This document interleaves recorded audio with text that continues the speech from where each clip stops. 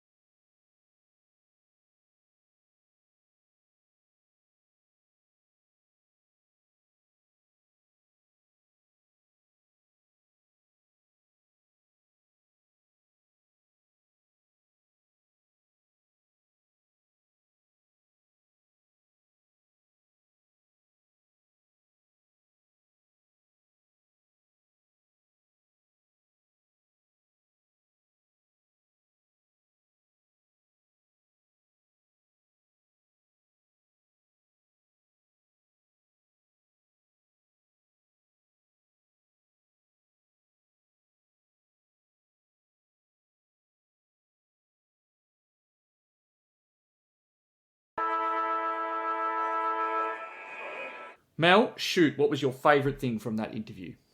What I took away from that is that in our Substack articles where we're doing our beautiful charts on age and experience, we need to be doing one on height because TK mentioned that Freo went from being the shortest club to having a whole bunch of tools, including herself, and a whole bunch of new tools that have come in the current season. And I'm thinking, yeah, I can imagine that because a lot of their young players they've brought in have got some impressive centimetres on them. So that was my key takeaway, is that I'm looking forward to the height that Freo have this season, but also love to see the player to watch being Megan Kaufman, who was our interviewee from last season. What about you? Yeah, I was going to say Megan Kaufman being the player to watch because I feel like she's been a player to watch kind of in the past. And I think maybe 2 or 3 seasons ago, I get the sense that she's a pretty good preseason trainer. That's another player that I don't know where she's going to play. And it could be midfield, and I honestly think she'd be playing more time if she didn't look almost exactly like in the way that she plays your number one fantasy option for Fremantle this year. Yes, and it has to be Kiara Bowers. You really can't go past her. She was, I mean, if you listen to our midfield episode, you've probably heard a little bit about Bowers already, but she was the Noffy before Noffy really stepped up. So the original GOAT of AFLW Fantasy, her highest... she held the record for the highest AFLW fantasy score for quite a while, which was her 184 that she got in season 7. And the way she gets her high scores is largely from tackles and kicks, which we absolutely love to see. She averaged 14.6 tackles in season 8 and 18 kicks per game for an average of 121. We do know this went down a little bit in season 9 because she was kind of battling with injury through... Oh, not season 9. Season 8. I got my seasons in the wrong order. We do know that this went a little bit down in season 8 because she was battling some of that injury, but she's currently priced at 89.5. I mean, that is still quite expensive. It's 1.16 mil or so. But when you think about her last 2 seasons being 121 average and 112 average before that, that's some serious value. Like, she's got between 20 and 30 points that she can get just because of her discount from her missing the season. So there's a huge amount of value there. I personally think that she is too good a value to not be putting in your midfield. And she really is someone that helps you afford someone like a Noffy who's so crazily expensive because you're getting, older Noffy for a very cheap price. Yeah, pretty much. Like, I think that's a fairly simple way to put it. I won't try and, put a hat on a hat and tell her why I'm picking her as well. I will just say, if I'm going to put the devil's advocate hat on, please. There's a case to be made that there have been some players who've arrived at Fremantle who can do Noffy type of things. So we're talking about Smash Mac, which I don't know if anyone's seen the picture of her absolutely brutal. Busted cheek. Very indicative of the way that she plays. Gabby Newton had 20 tackles in a final, so clearly capable tackler. And Ange Stannett is also someone who kind of benefited from Turbo being out at times in season 8, and that's how she bumped up her scoring. So is there a possibility that some of Kiara Bowers' game time will be managed? That definitely remains to be seen. I think in terms of players to bet on and price points to bet on, I'm still willing to say that Turbo is part of my team and should be part of most teams, but I will just say that there are some flags there. They're not full red, they're slightly orange. Yeah, so that's a really good point. And the one flag maybe some other people might feel hearing that she's coming back from pregnancy is she coming back fit? We do know that she came joint first in the time trial earlier this season and sounds like she's getting right back onto it. So no concerns about her fitness or her game style, but you've raised a really good one, which is pretty much the story of Fremantle and the rest of the fantasy picks here is what are they going to do with that midfield? So Kiara Bowers, Ange Stannett, Ash McCarthy, Gabby Newton. That is 4 gun midfielder names. For which there are only really 3 spots. So who's shuffling in and out of there, and is some more time forward going to impact their fantasy scores? I put Bowers first because she's just so discounted that even if she is, she kicked a goal in the match sim the other day, even if she is managed minutes or playing forward a little bit, there's just so much value in that.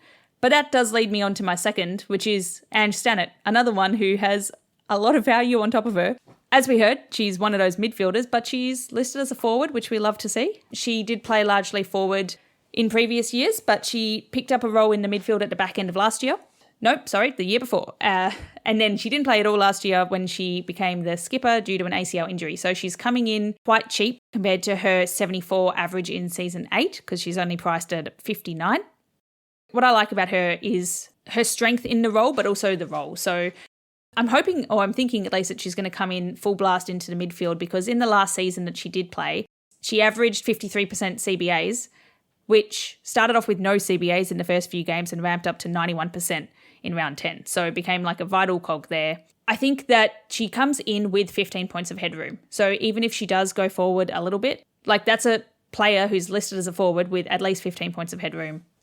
And I think that that's absolutely the reason why you can pick her, because I actually think that the flags for Stannard are stronger on the fact that she will probably spend some time off the forward line, because she can absolutely play off there. And I actually think that you're missing another midfield name who Fremantle will continue to persist with, just given their age, which is Dana East. I expect to continue to see her spending time at CBAs, and Stannard has shown herself to be capable of scoring that 70 even while splitting time off either of the flanks and then also the midfield. So that's why I think that Stannard can still be picked, in spite of the fact that I don't think she's going to be a full-time midfielder. I do expect her to be spending some time flitting between the two.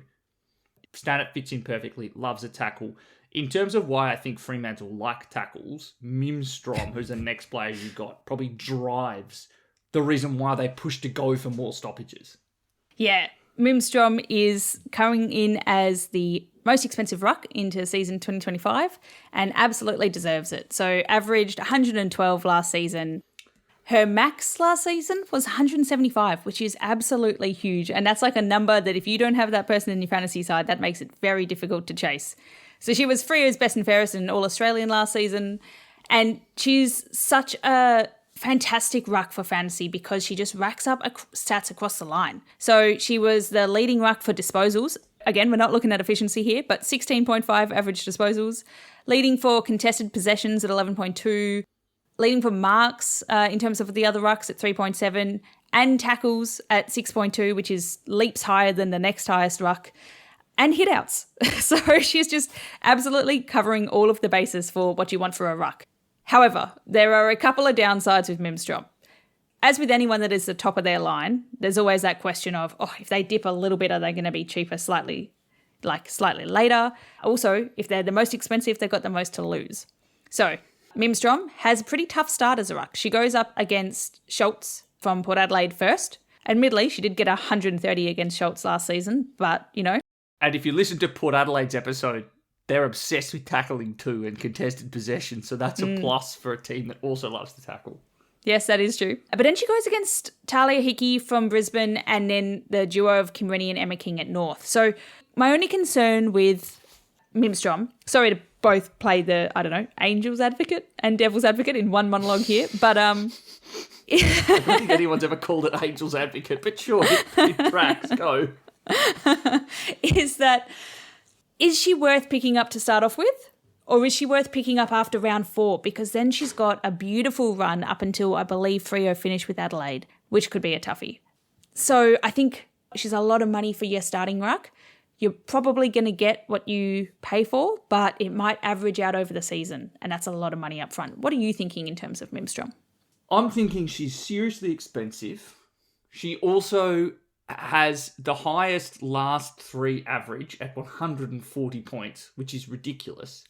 But the thing that I cannot wrap my head around yet, and you'll hear more about it on the ruck episode because I think it's relevant, is the rule changes around holding the ball and also waiting for ruck contests.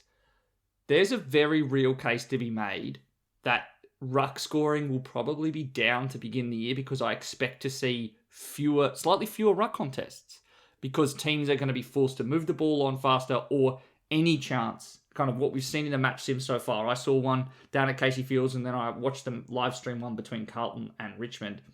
There will be slightly fewer ruck contests by virtue of more holding the ball frees paid. I'm not entirely sure if that's going to track for the entire season, but I'm a little bit worried about paying this much for Mimstrom. Yes, very interesting points you make here about the rule changes and how those impact the rucks. If you want to hear a full detailed listen to everything rucks and how those rules play out, you can have a listen to our ruck episode, which will be coming out shortly.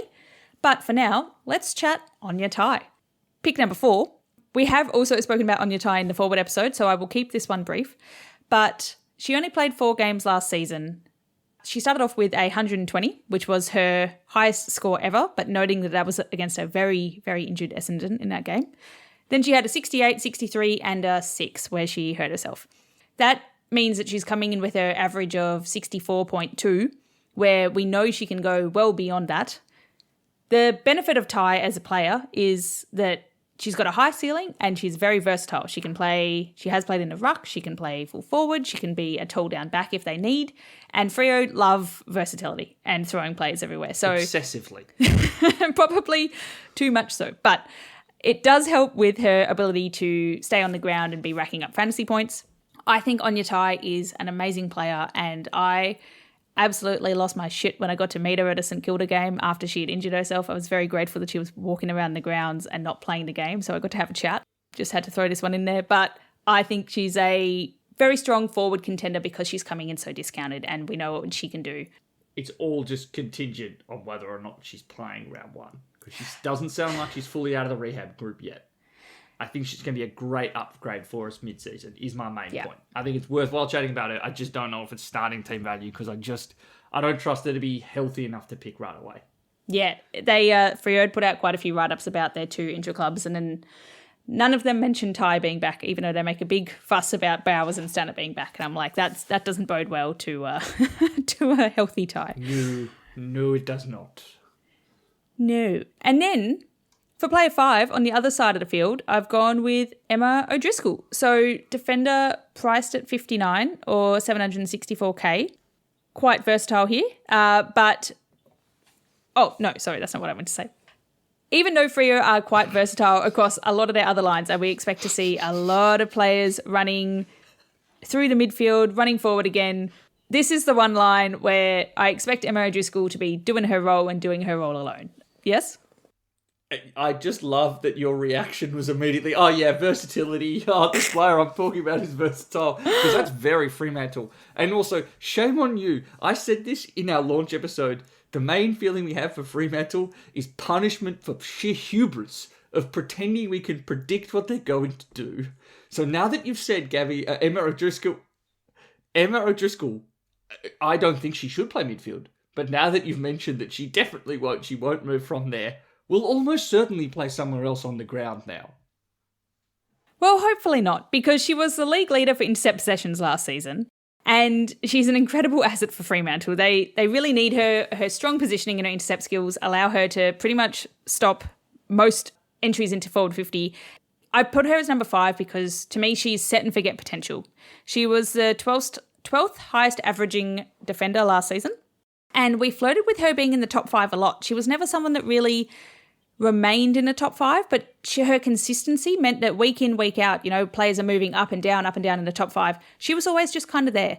She finished season 9 with a 59 average, but then she got an 83 in the finals with some elite points per minute. We know that she's got it in her. We know her role's a lock.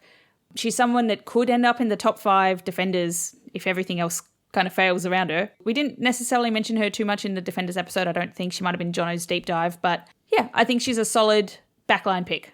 Yeah, I can't hate that. I think that she would be closer to a top of the line pick if she was one taking kick-ins, but the arrival and surprising staying power of Ash Brazel, who it sounds like might have only been expected to play one season and then become a coach, has really kind of scuppered Emma O'Driscoll's chance to kind of hit a 70, which is typically what we want to see from a top 5 averaging defender. But I can't hate it just because we have seen improvement from Emma each season, kind of as a footballer, not necessarily as a fantasy footballer. So not beyond the realms of possibility. I don't think I'm going to look there straight away. If she has a few down scores to start, yeah, I'd be happy to jump on because I do think I'm going to be getting at least a 60 minimum.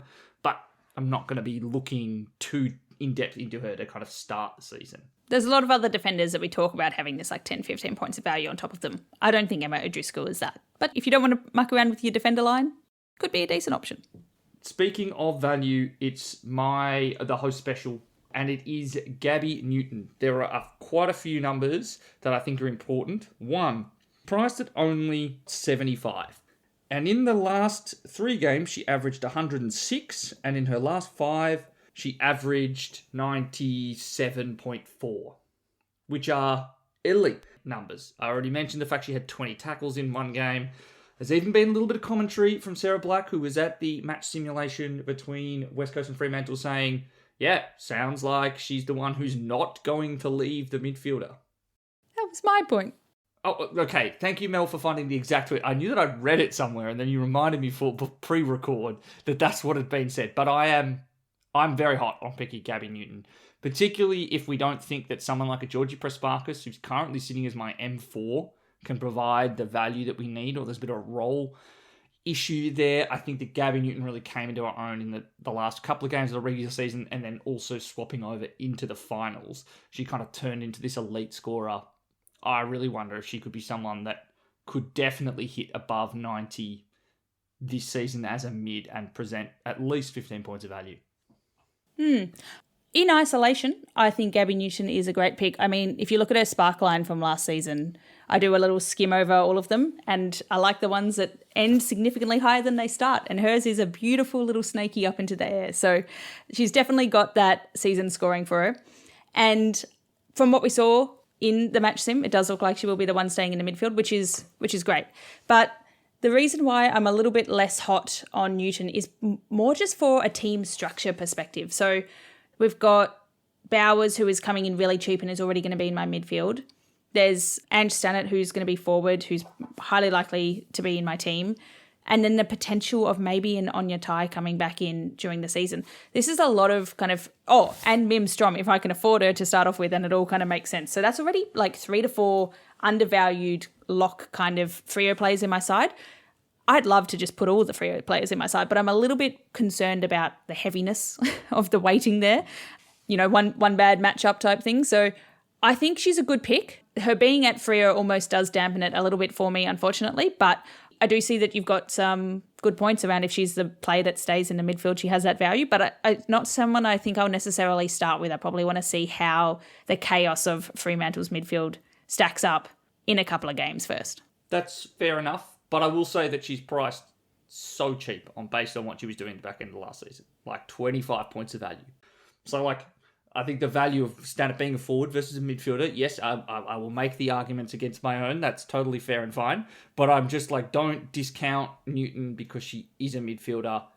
I think that she has the potential to be up at that near 100 level that we saw at the end of the season. Sounds like you're playing Angel's advocate there. Oh, yeah, Angel Devil's advocate. I'm being the Dan Brown, Angels and Demons. And on that spectacular literary point, that is the end of today's Fremantle episode. We really hope you enjoyed this episode. I hope that you've been reading our articles over on Substack. We've absolutely enjoyed writing them. Cheers. Bye.